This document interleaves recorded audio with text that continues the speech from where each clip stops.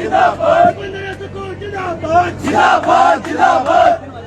आन हमारी शान हमारी, सुखू भाई जान हमारी, आन हमारी शान हमारी, सुखू भाई जान हमारी, सुक्कू भाई जिंदाबाद, जिंदाबाद जिंदाबाद सुक्कू भाई जिंदाबाद, जिंदाबाद जिंदाबाद बिक्कू भाई जिंदाबाद, जिंदाबाद जिंदाबाद कुमार चाचा जिंदाबाद। जिंदाबाद। अब बोलने दो।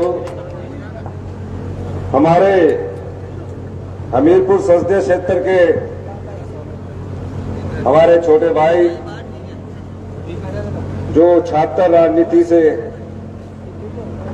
विधायक बने, पिछले चुनाव में भारतीय जनता पार्टी के प्रदेशाध्यक्ष सतपाल सत्ती जी को चुनाव हराकर विधायक बने। इस समय उन्ना क्षेत्र के हमारे संसदीय क्षेत्र के प्रत्याशी सतपाल रायजादा जी, हमारे इस क्षेत्र के युवा 20 साल से हम युवा कांग्रेस की राजनीति करते करते पार्टी ने पिछली बार इन्हें एक मौका दिया, पूरे 5 साल यहां काम किया। पार्टी ने किसी ना किसी रूप से इन्हें टिकट देना चाहती थी। 2017 के चुनाव में 5 साल काम करने के बाद परिस्थितियां ऐसी बनी कि यहां से एक बिके हुए प्रत्याशी को टिकट दे दिया गया और विवेक शर्मा जी का, जो पिछले 5 साल चुनाव हारने के बाद आपकी सेवा में लगे हुए थे, टिकट काट दिया गया।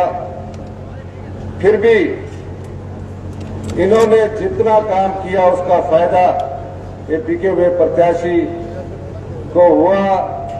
वो चुनकर यहां से विधायक बने।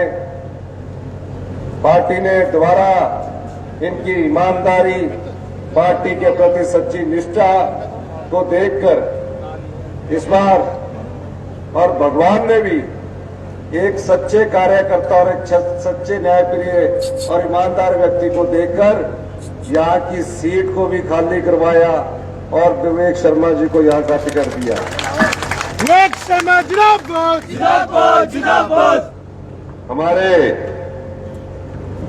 जिला कांग्रेस कमेटी के अध्यक्ष राणा रणजीत सिंह जी, राम आसरा जी अध्यक्ष कुठलैट, हमारे कर्नल धर्मेंद्र पटियाल जी, विवेक मिक्का जी,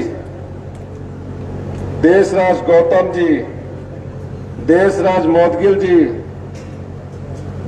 राजा युद्धेश्वर पाल जी, डॉक्टर अजय देसाई जी, सह प्रभारी सुमित शर्मा जी, धर्मेंद्र राजेश पराशर जी, उर्मिला शर्मा जिला महिला कांग्रेस अध्यक्ष, सत्या देवी जिला परिषद सदस्य, नीलम रानी, रमेश चंद, अरुण पटियाल, मनीष वैस अध्यक्ष युवा कांग्रेस, रुमेश धुमैन जी, प्रवीण शर्मा जी, ओंकार कपिला जी, अक्षर बीबी जी, विजय आंगरा जी, रविंदर फौजी जी, सौरभ ठाकुर प्रधान चमेला, गोपाल सैनी पूर्व पीडीसी, रोहित शर्मा महासचिव कुटलैट कांग्रेस, ज्ञानचंद पूर्व अध्यक्ष, हरिमोहन प्रधान त्योड़ी, राजेश बंगा जी, इब्राहिम जी, कैप्टन अकबूर प्रधान, श्री राजपाल प्रधान, सभी मंच पर विराजमान सम्मानित अतिथिगण, इस सभागार में आए सभी बुजुर्ग, माताएं, एससी सेल के अध्यक्ष तिलक राज जी, जिनके नाम मैं भूल गया हूं, वो भी मेरे सम्मानित है और सब दिल और दिमाग में हमेशा रहेंगे। कई मेरे पुरानी साथी भी है और सभी बुजुर्ग, माताएं, युवा साथियों, प्यारे बच्चों, चुनाव की इस संध्या में मैं आज आपके सामने कुछ बातें कहने आया। बंगाना मेरी विधानसभा से लगता विधानसभा क्षेत्र, मैंने जीवन में कभी कल्पना भी नहीं की थी कि मेरी विधानसभा से लगता विधानसभा क्षेत्र से जब वो चुनाव लड़ रहे थे उनके लिए काम भी किया कि वो जब विधायक बनेंगे तो राजनीतिक मंडी में बिकेंगे। दुख इस बात का होता है कि इस 75 साल के इतिहास के बाद कांग्रेस पार्टी ने एक आम परिवार से निकला व्यक्ति, जिसके परिवार में राजनीति दूर दूर की बात थी, वो प्रदेश के मुख्यमंत्री की कुर्सी पर पहुंचता है और उसका जो 7 लगती विधानसभा क्षेत्र का बिका विधायक है वो पार्टी को धोखा देता है, पड़ोसी को धोखा देता है। ये जो चुनाव होने जा रहा है ये कोई सरकार को बचाने का चुनाव नहीं है। ये चुनाव उस पार्टी को सबक सिखाने का है जिस पार्टी ने जनता की भावनाओं से सौदा किया। अगर कोई बोले कि ये चुनाव सरकार का है तो वो गलत बोल रहा है, झूठ बोल रहा है। हमारी सरकार अगले 3.5 साल, आम लोगों की सरकार अगले 3.5 साल आपका पूरा कार्य पूरा करेगी, कार्यकाल पूरा करेगी। हमने तो अपने 2 विधायक लोकसभा का चुनाव लड़ा रहे हैं, जिसमें मंडी पार्लियामेंट से विक्रमादित्य जी और शिमला पार्लियामेंट से विनोद सुल्तानपुरी, जो दोनों विधायक हैं, उनको चुनाव लड़ा रहे हैं। लेकिन भारतीय जनता पार्टी के पूर्व मुख्यमंत्री ऐसा प्रतीत करवाने की कोशिश करते हैं, कहते हैं कि 4 जून को 2 सरकारें बनेगी, एक दिल्ली में बनेगी, एक हिमाचल प्रदेश में बनेगी। वो क्यों ऐसी बात कहते हैं?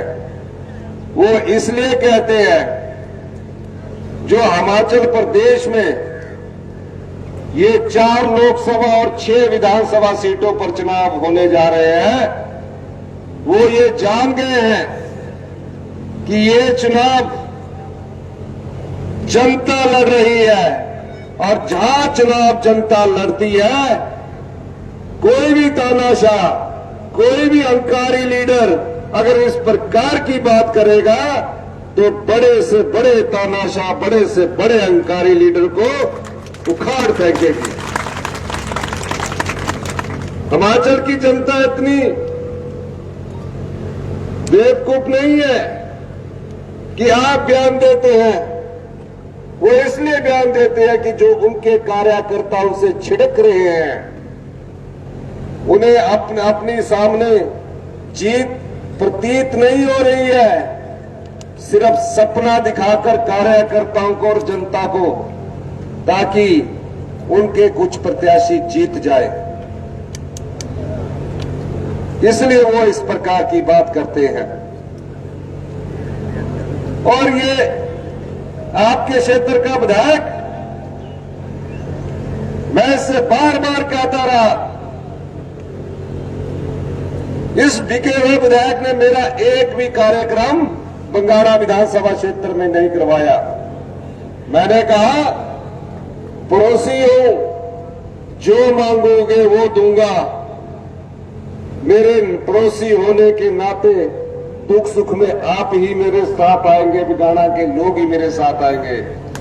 पर मुझे क्या पता था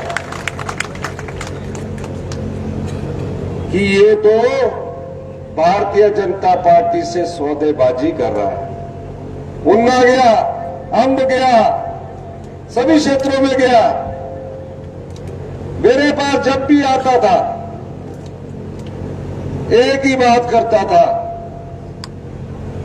कि ये पीएमजीएसवाई का टेंडर है, इतने पैसे हमारे को दे दीजिए और इस पीएमजीएसवाई के टेंडर को मैं अपने साथियों को देना चाहता हूं। मैंने उसे कई बार समझाने की कोशिश की, आप विधायक बन चुके हैं, जनता के सेवक हैं, ये अब जो पिछली बातें सब भूल जाइए, छोड़ दीजिए, लालच मत कीजिए। ये पैसा कहीं जब जीवन के अंतिम सांस में बैठे होंगे साथ नहीं जाएगा, लेकिन लालच इतना अधिक कि पैसे के बदले अपनी विधायकी बेच दी।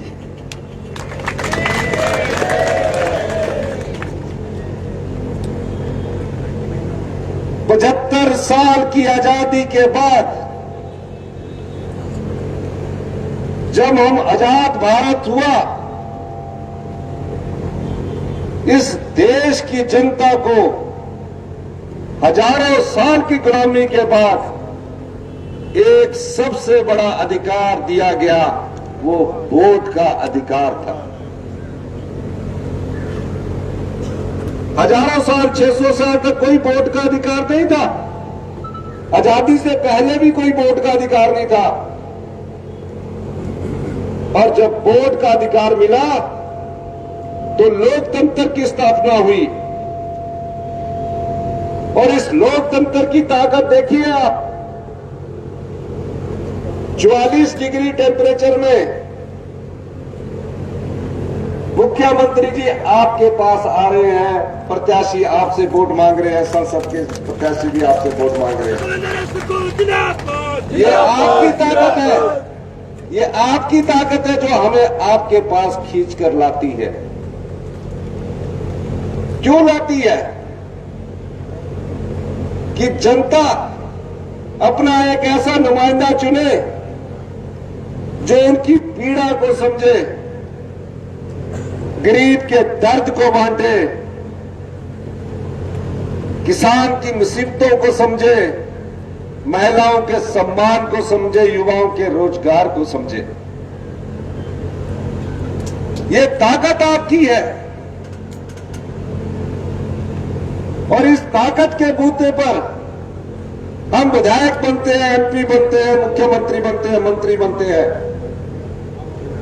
ये मत सोचिए कि आप विधायक एक है, आपके पीछे 1,00,000 लोगों का प्यार होता है, चाहे वो पक्ष में वोट डाले या विपक्ष में वोट डाले, प्यार 1,00,000 लोगों का होता है।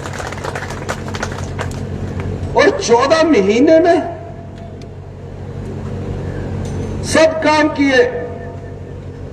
कितने मैंने अपने डिस्क्रिशनरी अमाउंट से पैसे दिए, 5,000, 10,000। इस कुठलियार विधानसभा क्षेत्र में मैंने अपने उससे 50 लाख रुपया गरीब माताओं बहनों को बांटा।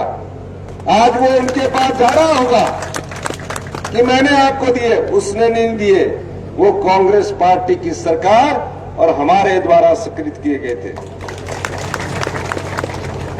ये हमारा दायित्व है इस काम को करने का। हम एहसान नहीं जताना चाहते, ये हमारा फर्ज है। पर दुख पड़ोसी का बहुत होता है। बोलने में कभी कल्पना भी नहीं कर सकते, रात को खाना खा रहा है, सुबह उठ के बोल रहा है भाई जी सब ठीक हो गया हुआ। भाई जी बेचारे क्या करें, सवेरे सवेरे से फ्रेश जूस मंगाया, फ्रेश जूस भी पिया। मैं बोलते फ्रेश जूस पिया, ठंडा नहीं का दिमाग ज्यादा बोलता है। बोलते हैं ना, बोलते रहते हो, रुकते नहीं है वो, अपने सामने किसी को मानते नहीं है। फ्रेश जूस पी के गए, खाना खाया, सुबह का नाश्ता किया, कोई अंदाजा नहीं लगा सकता। पर कपटी का कभी अंदाजा नहीं होता। ये क्षेत्र का बिका हुआ विधायक कपटी था, बल्ले चला गए। 26 फरवरी को डिनर हुआ, 27 फरवरी को वोट डले, वोट डाला, हमने सोचा वोट हमको डालना होगा। राज्यसभा के अभिषेक मनु सिंघवी जी हिंदुस्तान के सबसे बड़े वकील हैं, एक एक मिनट का पैसा लेते हैं। उनको बोला, मिले उनको, कहा कि जो एमपी फंड होगा मेरे विधानसभा क्षेत्र में देख लेना, अपने थोड़ा सड़कों के लिए दे देना, मेरी जेसीबी है। क्या बोला? मैं भी सुन रहा था। मैंने बोला ये क्यों बोल रहा है, जेसीबी है, फंड है, मिल जाएगा। वो सब विश्वास दिलाने के लिए कर रहा था। और 27 तारीख को महानुभाव जी, हमने सोचा वोट डल गए। और जो राज्यसभा का वोट है, ये मैं आपको बताना चाहता हूं, वो कांग्रेस के एजेंट को दिखा के डलता है, बीजेपी का वोट बीजेपी के एजेंट को दिखा के मिलता है। हमारे रेवेन्यू मिनिस्टर वहां एजेंट थे, उन्होंने कहा ये भुट्टो ये काम कर गया। मैं मतलब कौन सा काम कर गया? सच बोल रहा हूं, मैंने ऐसे बोला कौन सा काम हो गया? कहते बिक गया। मैं भुट्टो को फोन मिलाऊं, वो फोन ही बंद। मैं समझी गया। मैं अपने एक साथी को बोला, डिप्टी सीएम साहब को बोला, मैंने बोला आप भी फोन करिए जरा, कहां है? डिप्टी सीएम साहब ने बोला वो तो बड़ी 100 की स्पीड में चंडीगढ़ जा रहे हैं। 100 की स्पीड में। मैंने कितनी गाड़ियां हैं? 9। मुकेश अग्निहोत्री जी मेरे को बोले 9 गाड़ियां। मैंने चंडीगढ़ क्यों गए? अब वोट तो खिलाफ डाल दिए, चंडीगढ़ क्यों गए? क्यों गए? कोई डर तो? कहते पता नहीं। पता लगा कि परमाणु के बाद हरियाणा के पंचकुला में चले गए। पंचकुला में हरियाणा सरकार का होटल हॉलिडे इन है, वहां जी सारी सीआरपीएफ लगी। अगली बार मैंने सोचा क्यों गए, पता लगा कि दूसरी किस्त वहां मिलनी है। पैसे की भूख इतनी ज्यादा, अपने एफिडेविट में जो 14 महीने पहले चुनाव हुआ, पैसे की भूख देखिए, उसमें 4 करोड़ 65 लाख अपनी संपत्ति बताई। और अब 14 महीने बाद जब दोबारा नामांकन भरने गए तो अपनी संपत्ति कितनी दिखाई? ऑनलाइन है 15 करोड़। 14 महीने में 15 करोड़, यानी कि 1 करोड़ 1 महीने का। कितनी दिखाई?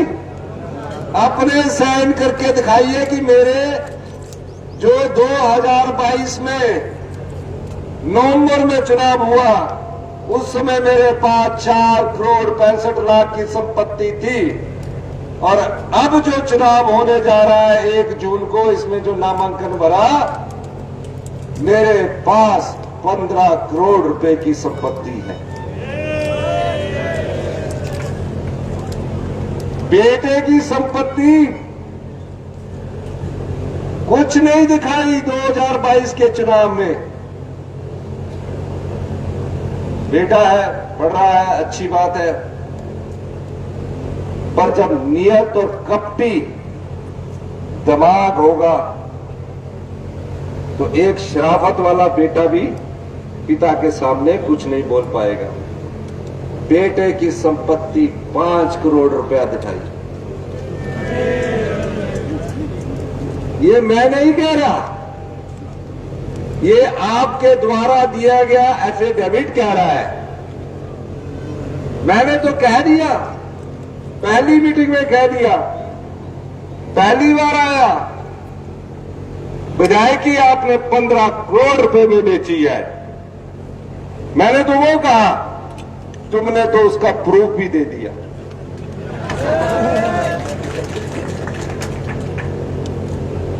बनाए, कौन रोकता है? पर ऐसी कौन सी गिद्दड़ सिंगी है कि 14 महीने में ही इतनी बड़ी संपत्ति का मालिक हो गया। इस बेचारे बिक्कू ने लोन लेकर एक जिसमें पिलर बने रखे हुए हैं उसको गुणगान कर रहा है। ये कोई एमएलए, इसकी संपत्ति घटेगी। उनकी संपत्ति देखिए कितनी बड़ी है। ये सब खनन माफिया है, आपकी संपदा को लूटा है, आपके धन को लूटा है। सब सलाखों के पीछे जाएंगे जिसने जनता की सलाह दी। जिंदाबाद 3.5 साल हमारी सरकार है, जिंदाबाद जिंदाबाद 3.5 साल हमारी सरकार है। जिस दिन मैंने मुख्यमंत्री के पद की शपथ ली 11 दिसंबर 2023, मुख्यमंत्री की पद की शपथ लेने के बाद मैंने जीवन में भी नहीं सोचा था कि मैं 40 साल से कांग्रेस पार्टी का झंडा उठा रहा हूं। पार्टी के अंदर का भी विरोध झेला मैंने, पर पार्टी को कभी धोखा नहीं दिया, गद्दारी नहीं किया। 20 साल एमएलए रहा, पार्षद रहा, अपने जीवन के जिस भी काल में पहुंचा मैंने वहां से चुनाव लड़ा। 17 साल की उम्र में मैंने पहला चुनाव सीआर का लड़ा था और मुख्यमंत्री की शपथ बन लेने के बाद प्रदेश के लोगों को मेरे से एक बहुत बड़ी आशा थी। मैं अपनी मां के पास आशीर्वाद लेने गया। उसने कहा, बेटा मैं तो आपको सरकारी नौकरी की बात करती थी, क्योंकि उस समय सरकारी नौकरी लगने वाले जो होते थे उनकी बड़ी इज्जत होती थी जिस समय हम पढ़ते थे। पर आपने राजनीति को चुना है आम लोगों की, गरीब लोगों की सेवा कर।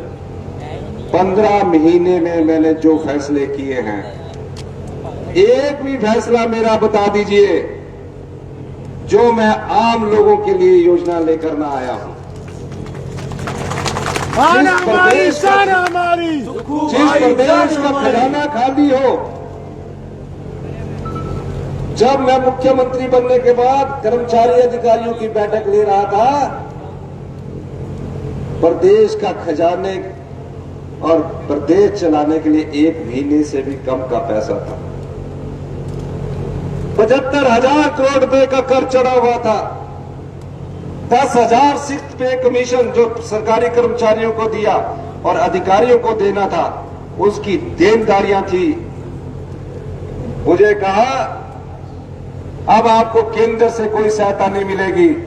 मैंने कहा जब डबल इंजन की सरकार थी तब भी ऐसी हालत होगी, मैं तो इस हालत में और अच्छा सुधार करूंगा। मैंने नियम बदल दिए, कानून बदल दिया और पूछा भ्रष्टाचार के चोर दरवाजों से जो जनता का पैसा लुटाया जाता था पिछले 5 साल में, जब जयराम ठाकुर सरकार सोई हुई थी, मैंने उस चोर दरवाजे को बंद किया। 1 महीने तक मैंने मंत्रिमंडल का विस्तार नहीं किया।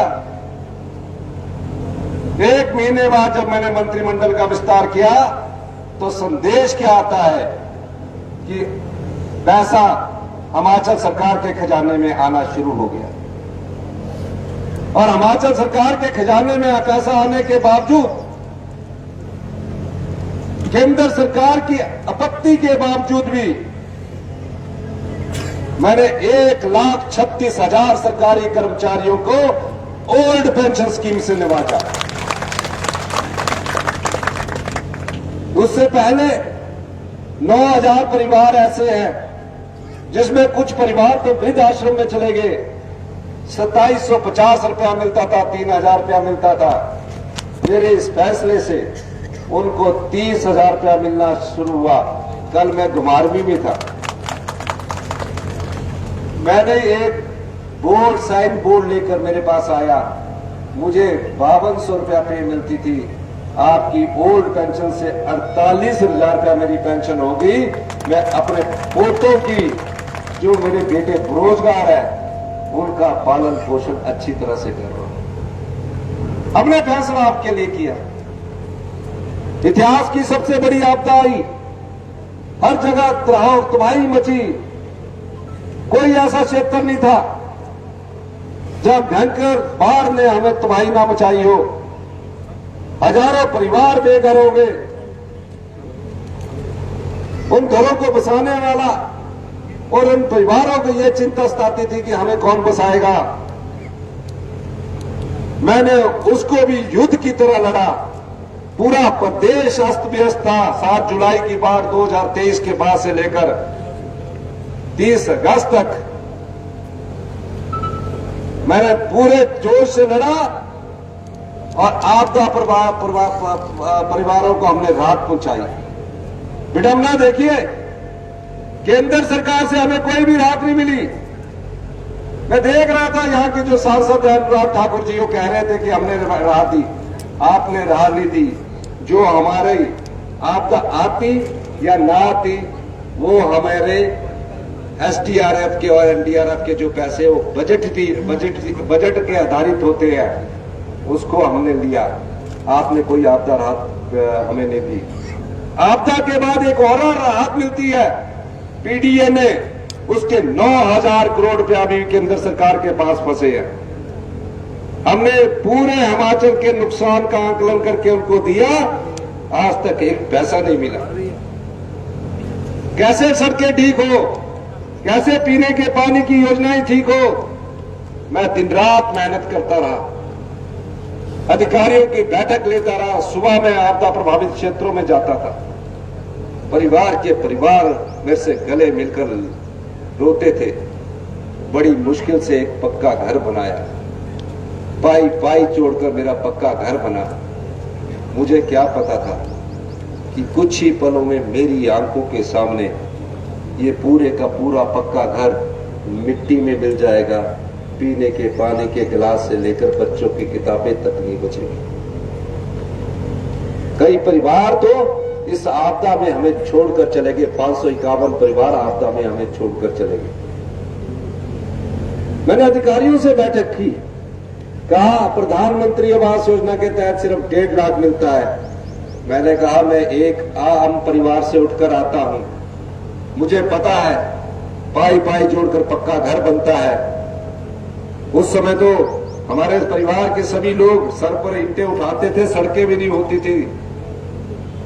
लेकिन इन परिवारों को बसाना पड़ेगा। 22,000 परिवार टेंटों में रह रहे थे। मैंने तुरंत प्रभाव से फैसला किया, इन 22,000 परिवारों के लिए कानून बदल दिया, नियम बदल दिया और वो सहायता राशि 1.5 लाख से बढ़ाकर 7 लाख रुपए की। किसी के मकान में दरार आ गई, 6500 रुपया पक्के का मिलता था, 4500 रुपया कच्चे का मिलता था। मैंने कहा सबको 1 लाख रुपया मिलेगा, क्योंकि दरार का मतलब ये नहीं है पूरे मकान की नींव हिलती है। सब जगह अधिकारी कहे कि कच्चा मकान तो 3 लाख रुपए बनता है, 3 लाख रुपए उसका घर तो कच्चा था, उसका एस्टीमेट 3 लाख का है। मैंने कहा कि उस गरीब आदमी को आप जिंदगी भर कच्चे मकान में रहने के लिए छोड़ दोगे। मैंने उसको भी 7 लाख रुपए दिए। भारतीय जनता पार्टी के नेताओं से पूछा जाना चाहिए, इस संसदीय क्षेत्र के सांसद से भी पूछा जाना चाहिए। इतिहास की सबसे बड़ी आपदा का हिमाचल प्रदेश की जनता ने सामना किया। आपकी केंद्र सरकार में प्रधानमंत्री है, गृह मंत्री है, क्या कभी एक चिट्ठी लिखकर भी महज 5 मिनट लगते हैं ये अनुरोध करते कि कम से कम हिमाचल को गुजरात की तर्ज और उत्तराखंड की तर्ज पर स्पेशल रिलीफ पैकेज दीजिए? कोई मदद नहीं हुई। हमने 4,000 अनाथ बच्चों को सरकारी माता सरकारी पिता 27 साल की उम्र तक उसकी पढ़ाई का, उसकी शादी का, उसके व्यवसाय का खर्चे का लिए कानून बनाया। आज हिमाचल के 4,000 बच्चे जो अपनी मां को खो चुके, अपने पिता को खो चुके हैं, उस कानून के तहत उसका लाभ उठा रहे हैं। मैंने पूछा अधिकारियों से कि दूसरे बजट में हमें कितना रेवेन्यू ज्यादा मिला? 2200 करोड़ रुपया मैंने ज्यादा पिछले सालों से कमाया। अधिकारी कहते कि अब ये 2026 में इसको खर्च करेंगे। मैंने कहा क्यों खर्च करेंगे? कहते जी तब चुनावों का वक्त होगा 2027 में। मैंने कहा मैं चुनाव के लिए राजनीति नहीं करता।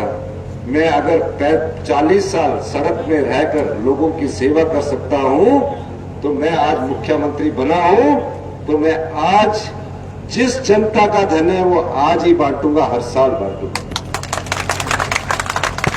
और योजनाओं को अमली जामा पहनाने दिया। मैंने देखा विधवाएं माताएं हैं, उनके पति की अचानक मौत हो जाए तो घर में बच्चों की पढ़ाई का खर्चा देने के लिए कोई नहीं रहता। हमने इस बजट में 27 साल तक जो भी विधवा बहन का बच्चा पढ़ाई लेना चाहता है, पढ़ना चाहता है, उसकी सारी पढ़ाई का खर्चा, हॉस्टल का खर्चा हिमाचल प्रदेश की सरकार करेगी। हमने किसान के हाथ में समृद्धि आए। मैंने गाय के दूध का मूल्य न्यूनतम 32 रुपए से बढ़ाकर 45 रुपए किया, भैंस का 32 रुपए से बढ़ाकर 55 रुपए किया। हिमाचल प्रदेश हिंदुस्तान का पहला ऐसा राज्य बना जहां किसान के दूध को न्यूनतम समर्थन मूल्य दूध पर देने के लिए हिमाचल हिंदुस्तान का पहला राज्य है। गोबर आधारित खेती करने के लिए, जो हमारे पुराने टाइम में गोबर से खेती होती थी, अगर गोबर आधारित खेती करोगे, यूरिया का प्रयोग नहीं करोगे तो 40 रुपए किलो गेहूं सरकार खरीदेगी और 30 रुपए किलो मक्का सरकार खरीदेगी, ताकि किसान के हाथ में पैसे आए। मनरेगा की दिहाड़ी एक ही समय में 60 रुपए बढ़ा दी। फिर मैंने उनसे और पूछा, कहा अभी आपके पैसे बचे हुए। मैंने अपनी बहनों को, जिनकी उम्र 18 साल की हो चुकी है, जीवन भर अंतिम सांस है, हमने उनको 3 मार्च 2024 को 1500 रुपया देने की घोषणा की। ये योजना ऑनगोइंग थी। लाहौल स्पीति में मैंने 1 मई 2023 से देना शुरू कर दिया। यहां 2,37,000 जो महिलाएं हैं, 1050 पेंशन मिलती थी, दूसरे चरण में उनको 1500 रुपए मिलने शुरू हो गई। और अब हिमाचल प्रदेश की जो बेटियां 18 साल से ऊपर की है, और चाहे 30 साल है, 35 साल है, सबको हम इंदिरा गांधी सुख सम्मान निधि योजना से नवाजेंगे। भारतीय जनता पार्टी वाले क्या कर लेंगे?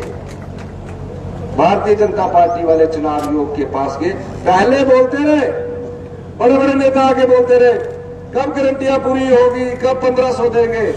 भारतीय जनता पार्टी के लोग, उस दिन उनको शर्म नहीं आई जब चुनाव आयोग में मेरी बहनों को 1500 रुपए के फार्म मिल रहे थे और 1500 रुपए के फार्म भरने जा रहे थे। तुमने चुनाव आयोग से वो फार्म रुकवा दिए। हमने दलील दी। उस दलील के बाद चुनाव आयोग ने कहा कि फार्म भर सकते, पैसे मत देना, चुनाव के बाद देना। मैं आपको इस मंच से कह रहा, एक मुख्यमंत्री प्रदेश का जब मंच से कहता है, आप वोट के लिए राजनीति कर रहे हैं, आप बहनों के अधिकार जो हमने 1500 रुपए 18 साल के ऊपर की बेटी के लिए दिया है, उसको रुकवा कर आप राजनीति कर रहे हैं। मैं अपनी सभी बहनों से कहता हूं, अधिक से अधिक फॉर्म भरिए। मैं आपको यह आश्वासन देना चाहता हूं, अप्रैल का भी, मई का भी, दोनों महीने के साथ जून के पहले सप्ताह में आपको 3000 रुपया इंदिरा गांधी सम्मान निधि का मिलेगा। कभी किसी ने सोचा था 15 महीने में 70 साल से ऊपर का बुजुर्ग घर में बीमार हो जाता था, पेन किलर खाता था, दर्द दूर हो जाते थे, बीमारी दूर नहीं होती थी। धीरे धीरे बीमारी बढ़ती थी और ऐसी बीमारी लग जाती थी कि जमीन से लेकर मकान तक रहन रखना पड़ता था। हमने सोचा और हमने इस दूसरे बजट में 70 साल से ऊपर के जितने भी बुजुर्ग हैं उन्हें 25 लाख रुपए तक मुफ्त इलाज की सुविधा हमारी सरकार उपलब्ध करवाने जा रही है। ये जितने भी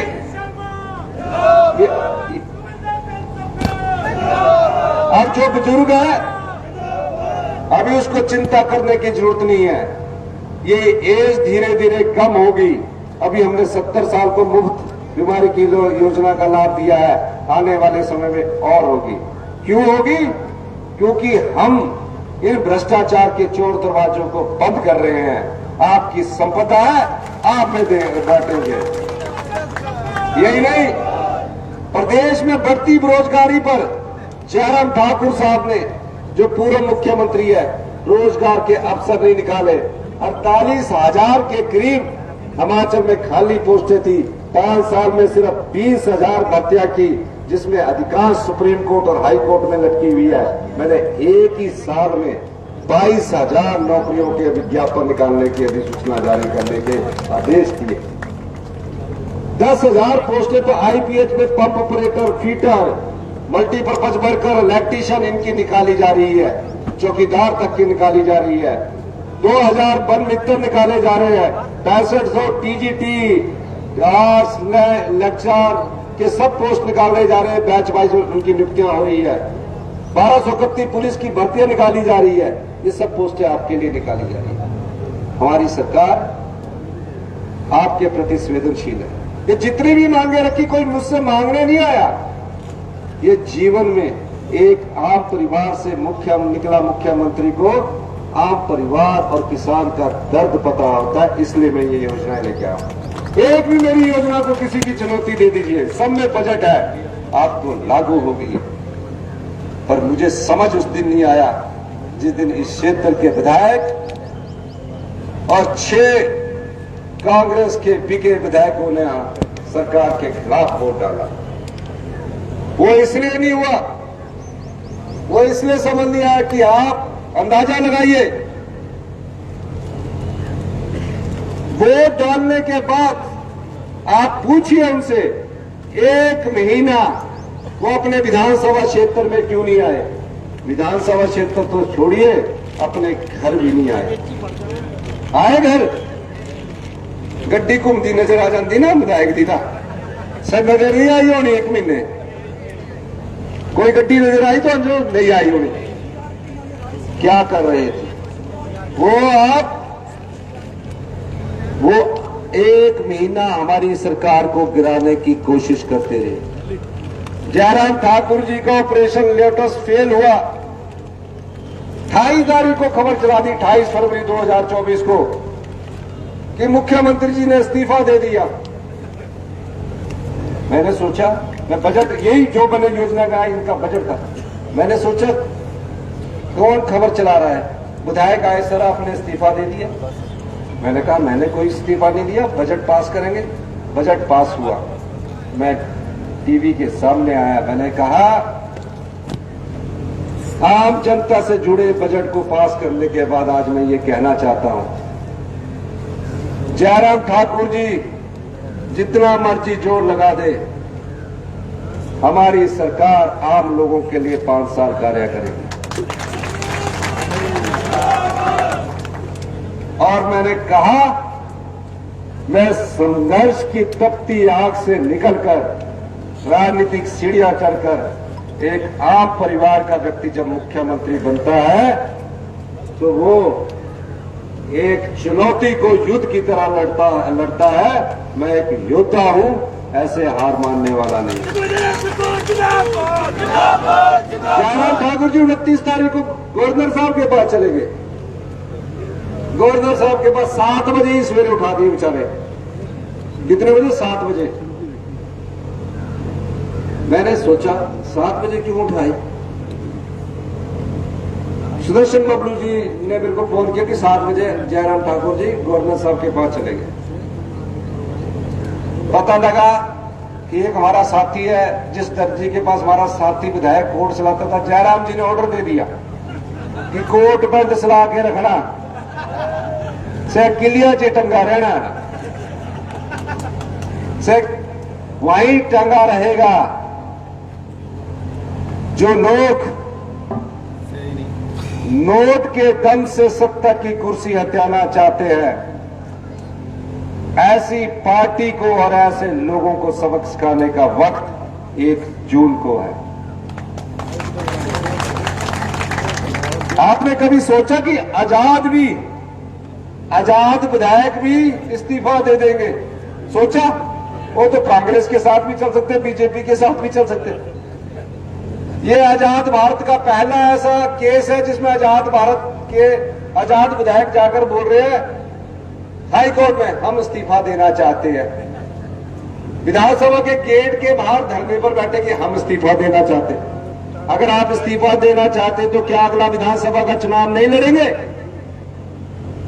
वो इसलिए देना चाहते हैं कि भारतीय जनता पार्टी के सामान से भरा जो अटैची है ना,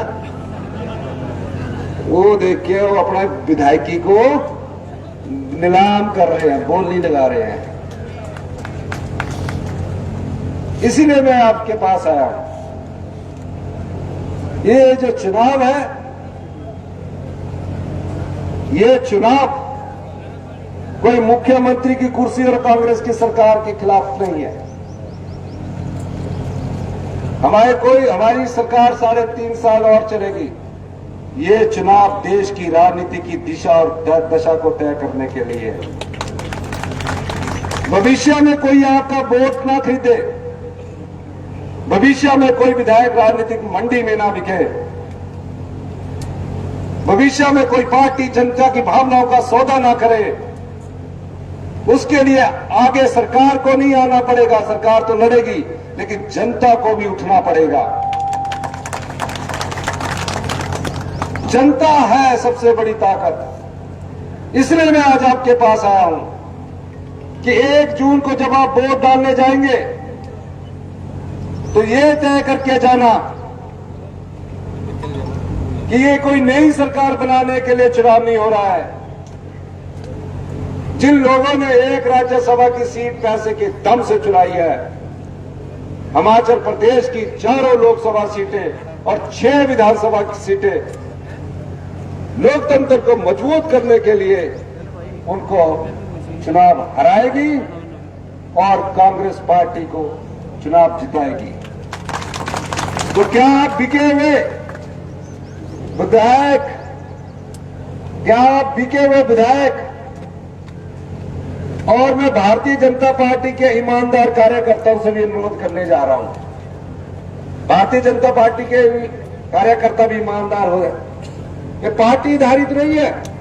भारतीय जनता पार्टी के ईमानदार कार्यकर्ताओं को भी ये सोचना चाहिए 3.5 साल वो व्यक्ति चुनाव लड़ रहा है जो राजनीतिक मंडी में बिका है, आपके बगैर पूछे आपका टिकट लेकर आ गया, वो कहीं भी बिक जाएगा, फिर आप उसका जोड़ा उठा के चलोगे।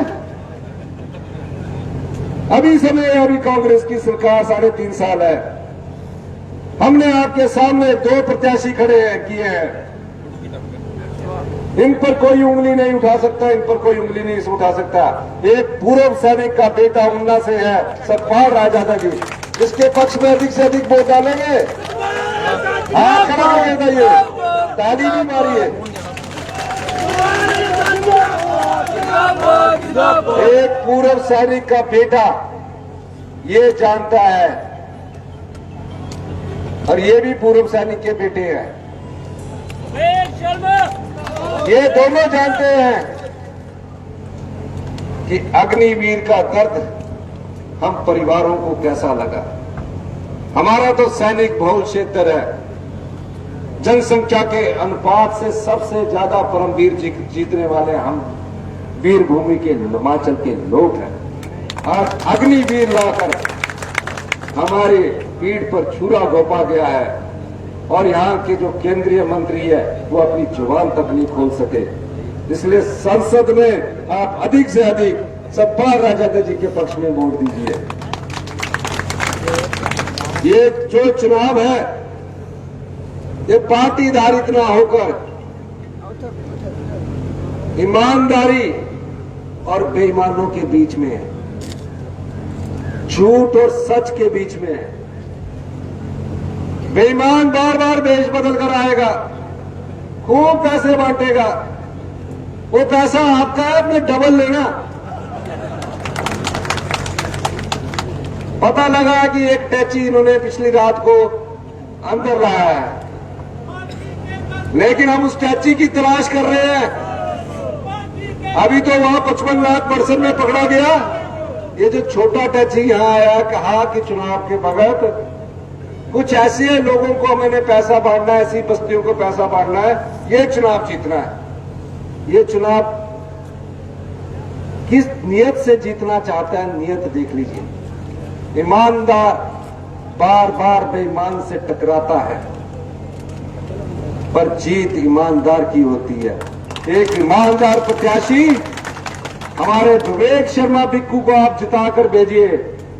मैं इस क्षेत्र का आपका विधायक के रूप में भी काम करूंगा, कोई मुसीबत नहीं आने दूंगा। 14 महीने में बार बार ये बिके हुए विधायक को मैं भंगाड़ा होने के लिए बोलता रहा, इसने मुझे न्याय नहीं लाया, या मैं आऊंगा। एक ऐसा छवि वाला, एक ऐसा व्यक्ति जिसने पार्टी के लिए काम किया, पिछले 15 साल से आपकी सेवा में काम कर रहा है, तो आप क्या इनको जिताएंगे? हाथ जोड़ करके ताली मारिए।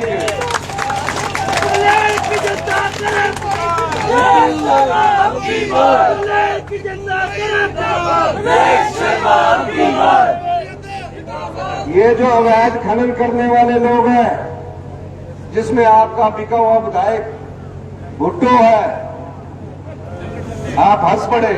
इतनी अधिक वोटों से आपने अपने वोटों से कूट कर उसमें वोट डाले हैं। मैं ये क्यों कह रहा हूं? मैं ये इसलिए कह रहा हूं, बंगाणा की खड्डे भी पत्थर ही नहीं रहा, दिखता है बंगाणा की खड्डों में। ये संपदा आप लोगों की है। ये अवैध खनन जो है, इसको तुरंत प्रभाव से हम बंद करेंगे, आने दीजिए। और ये जो आपका पैसा लूट कर 50,000 महिला मंडल में 1 लाख शादी में देते हैं, वो अपनी जेब से नहीं देते। अपनी जेब से देना होता तो आपदा में देते ना। आपदा में तकलीफ हुई, जबरदस्ती मैंने कोई 1 महीने की पे काटनी पड़ी, जबरदस्ती। और आजकल पैसे बांटने का रिवाज कर रहे हैं।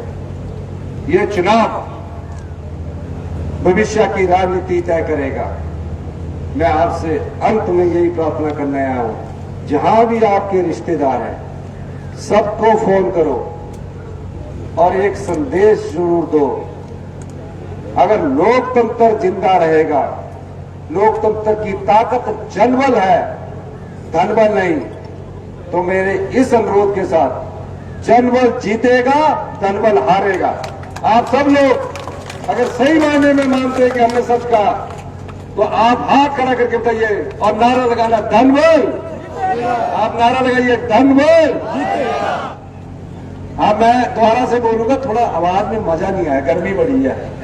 आपने दोनों हाथ खड़े करके बोला, जनबल, जनबल, धनबल। धन्यवाद, जय हिंद। बिका हुआ नहीं चलेगा, ये भी है।